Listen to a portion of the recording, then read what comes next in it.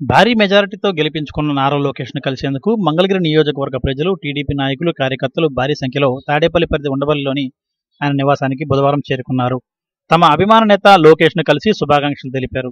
అందరినీ ఆప్యాయంగా పేరు పెట్టి మరీ పిలుస్తూ తన గెలుపుకు కష్టపడి పనిచేసినందుకు అభినందించి వారితో లోకేష్ ఫోటోలు దిగారు. అలానే మంగళగిరి లక్ష్మీ నరసింహ ఆలయ అర్చకులు లోకేష్కు వేద ఆశీర్వచనాలు అందజేయగా ఈవో రామకోటిరెడ్డి స్వామివారి జ్ఞాపికను లోకేష్కు అందజేశారు. అలానే క్రైస్తవ సంఘ పెద్దలు, ముస్లిం మత పెద్దలు లోకేష్కు అభినందనలు తెలిపి ప్రత్యేక ప్రార్థనలు చేశారు. లోకేష్కు శుభాకాంక్షలు తెలిపేందుకు వచ్చిన నాయకులు, కార్యకర్తలు, ప్రజలతో తాడేపల్లిలోని చంద్రబాబు నివాసం కిటకిటలాడింది.